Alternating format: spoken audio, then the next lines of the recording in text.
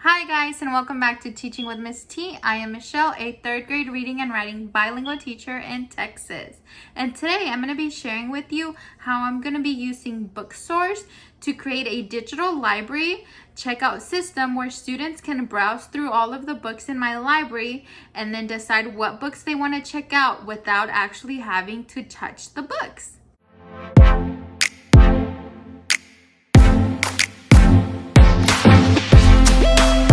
I think this is a great idea to do right now since we are trying to keep the students safe and sanitary at all times. So instead of having a bunch of our students gather in the classroom library and trying to touch all the books and look for what books they want, this might be a good alternative if they're able to see all of the books that I have, even though they can't actually read the blurb, they can at least see the title and see if they're interested in that book.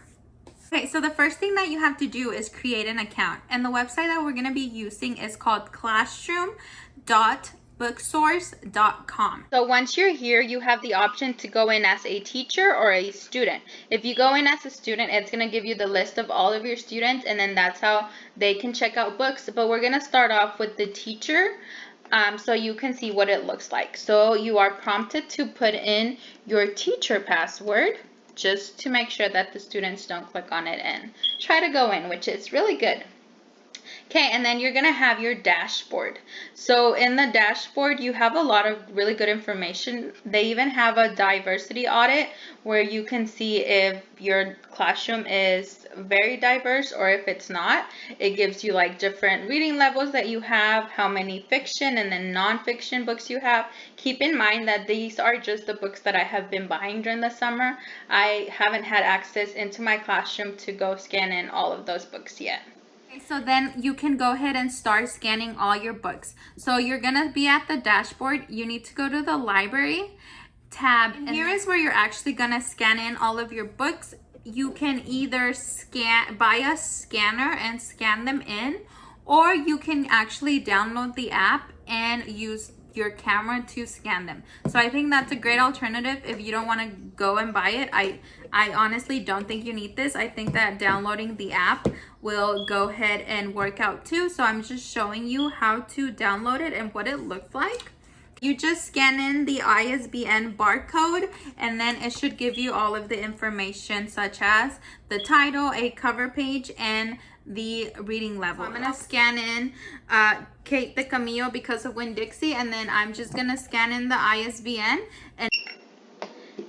and then it's gonna automatically do it here. It says successfully added because of Winn-Dixie to your library.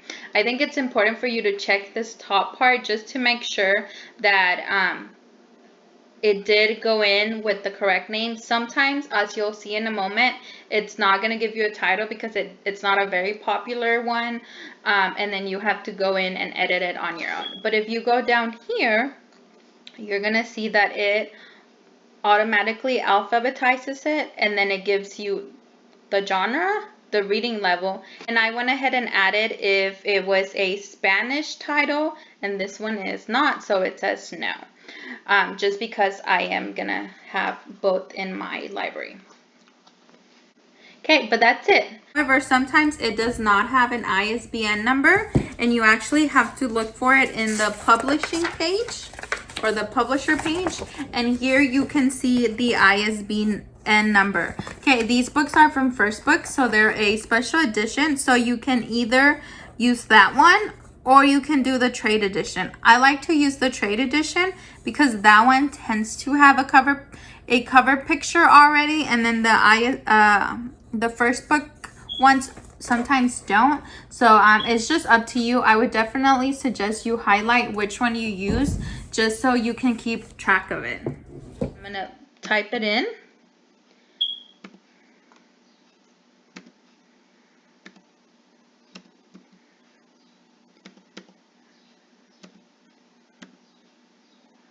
And then you'll see that these don't automatically tell you the title of the book. I'm gonna make sure it's correct. Okay, see, and it says that it has no title available, and it has no author. So I can go ahead and go here and do edit.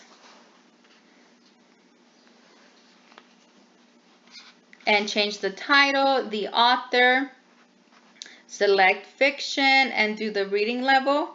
However, I'm going to do the trade edition just so we can see that sometimes the trade edition has a little bit more information.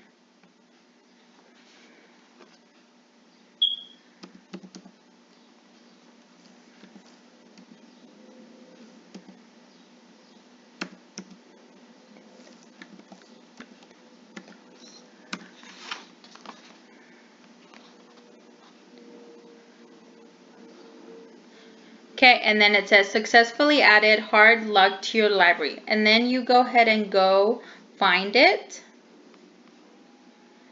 And it's in the H's. So I think mine should be on the second page. Yes, so it's right here. And as you can see, it told us that it was fiction and it gave us the cover picture. However, it did not give us a reading level. And I'm actually going to edit it also because the books that are in a series, I like to keep them together so they can see what books they've read already. And then so I'm just going to do Diary of a Wimpy Kid. And then it's the hard luck one. Okay, and then for the reading level, something that I like to use is Scholastic's Book Wizard.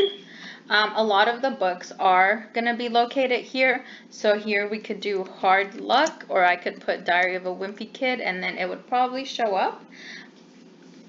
So here it is, and it's a reading level S. So I would go ahead and change it to the S, and then I can save it. Okay, I would totally recommend for you to scan all the books in first, and then if it does happen that one of them has no title, you just put it to the side so you know which ones they are, and then go through and add in everything else. Okay, we're going to take this no title one that just has the ISBN, and we're going to edit it. Okay, so I am going to go ahead and do the title. So it would be Diary of a Wimpy Kid, hard luck. Okay, and then the author is Jeff Kinney. Okay, I know this is a fiction, and thanks to the book wizard, I now know that this is a level S. Okay, it's not Spanish, so I don't need to do anything else. And then I save. Okay, so to add an image, after you click save, you have to be out of the edit mode, and you have to just hover on top of it, and then the add cover image will show up. You select it, and then I just like to go search for it on Google. So Diary of a Wimpy Kid, hard luck, and then go to images, select one, save it,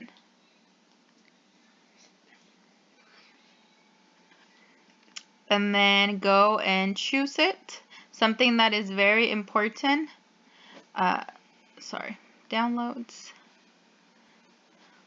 Something that's very important is that you click on upload and that you see that the preview comes up, because if you don't, if you just save the changes, it won't show it.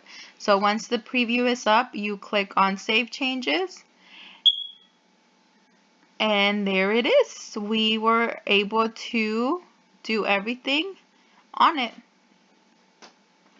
Okay, so after you finish scanning in all your books, I would suggest you go in and add locations for where they're going to be if you already know where they will be. So when I'm talking about location, I'm talking about like book bins. If you're using book bins, what book bin they're going to be in, so students know where they would go back, and so you know where they would go back. Personally, my school, we are keeping our books for a week in between students reading them.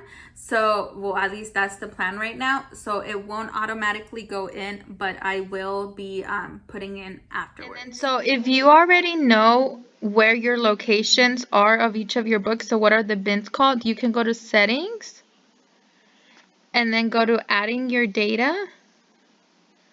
And then you can track the locations. It depends on whatever your book bins are or whatever location you want to have. So for example, if I want to do a biography book bin, I can write biography at that location, and then it's going to give me the options. I do mine by color and numbers, so I started mine, so that's why you have that. But then after you add in all of your locations, you can go back to your library, and then where it says copies, locations, and conditions, you select it. And then here you can edit and change that location. So I'm going to quickly find a biography. Let's do Barack Obama's. So I would edit it. And then choose the location to be biography. Okay, and then I can put save. I can also edit the condition. I don't really care about that, so I wouldn't worry about that too much. If you have more than one copy of the same book, you can just add one more and it would have 2 copies. But yeah, so that's basically how you go in and change the locations for all of them. The next step would be to add in all of your students. So I'm going to go ahead and show you how that's done. Now I'm going to go to the Students tab. And this is where I get to add the students that are going to be in my class. So obviously, if you don't know the names of your students yet, you wouldn't do this necessarily, but I just wanted to show you. So you just go ahead and add a student. You can even import them if you have a list. But you would just add the student's name, and you can add a password if you want to.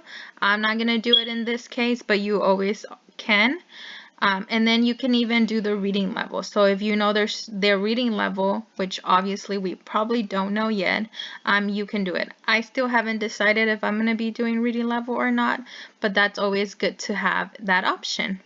Okay, so now that's basically it. I'm going to go ahead and go to the student view. So if you click up here, you can go to student view. And here are the names of all of the students. So I would click on my name. So I would have it be Michelle. And then I can check out and read. And this is where I would browse all of the different books that we have. So if I wanted to check out Because of Winn-Dixie, I can click on it and look at what the reading level is, if I have a location for it, and then what genre it is. And I can go back and check it out.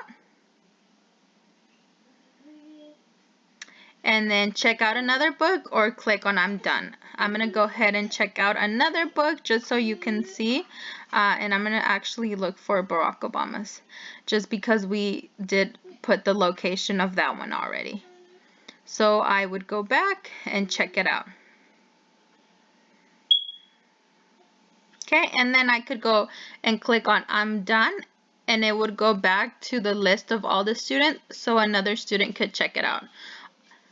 Okay, so after I'm done reading the books and I want to return them, I just have to click on the name again, and then I would select return books this time. I would say, let's say that I finished Because of Winn-Dixie, I would click on return. And then it's going to give me a prompt to leave a review. So it says, did you like it? Rate it and write a review. It's a great idea if students want to do it. They don't have to do it, but they can say a story, okay, or such a great story that shows you the importance a dog can be in your life. The importance. can show you how important